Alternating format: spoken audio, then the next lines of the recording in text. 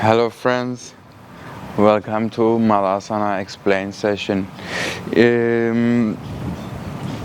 I'm gonna show you some drills and some modifications how to cover your Malasana at the end of session, but first I'm going to speak about the dynamics of the movement, and then I'm gonna show you some stuff, how to modify it, how to get some props to make your way to Malasana, because Malasana is an asana that we all used to do it, but in time because of some bad habits, bad habits in ways that I'm talking about sitting a lot, one of the bad habits. Some people, because of their work, they have to sit a lot or whatever, and that sitting a lot is affecting the hamstrings, it's affecting the lower back muscle, and it is affecting, of course, your Malasana. But naturally, this is the way we actually go to toilet, so everybody should be able to do it. But if not, it's okay. Now I'm gonna show you some ways of doing it if you cannot do it at the end of the session. For now, let's start with some wrong Malasana. So while we're gonna inhale, we're gonna anterior pelvic tilt and tilting the hip back. Inhale, and then exhale, pulling the belly in, and then rounding the back like in cat. Inhale, cow. Exhale, cat. Now inhale, cow. Now we're gonna exhale, cat, but at the same time lowering down to Malasana. Yes, this is the wrong Malasana that everybody does. Not everybody, but some people. They round their back and they just mash it in the movement, rolling it down. No, go up. Now do the tilt pelvic, anterior pelvic tip, hip back, and now try to keep it like this, the body straight, and then sinking down. Exactly. Here I'm feeling the hips more and my chest forward. One of the four most important things is the direction of your feet. Your direction of your feet has to be the same direction as your knees. Some people doing Malasana, feet are gazing like this because the hip is very open and knees are very sideways. But if your hip is not open in the beginning and your knees are here looking at the 45-degree angle, you have to keep the feet 45 degree, and then you lower down here, knees following the same direction as the feet. Second important thing, knees has to be always trying to go outwards. I have a very nice a drill for this. So what you can do, let's say you sit down into Malasana, but you want to open your knees a little bit more. Lift your hip a little bit more up. Come to the outer edge of your feet, pushing the knees to the side, and then gently sink down your hip all the way down and place your feet down. And try this a couple of more times. Lift the hip, come to the outer edge, push the knees as much as you can, but keep pushing the knees when you sink down. Use these muscles at the sides of your hips. One more time, lift it up, knees to sides, sink in, push the knees to the sides. Do this push. This push is necessary in Malasana. Always opening it up.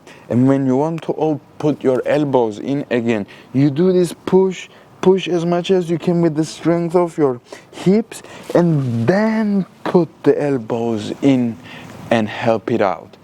Not to help out, to not do it right away.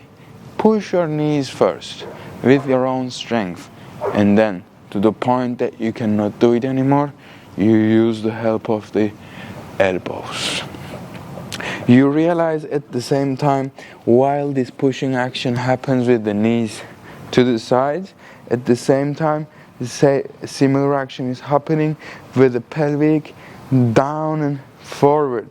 So the knees can go sides, pelvic has to go in and open. So I am opening up through and opening up my hip and pelvic down, also opening the knees to the sides, keeping the spine as straight as I can, and then lifting off.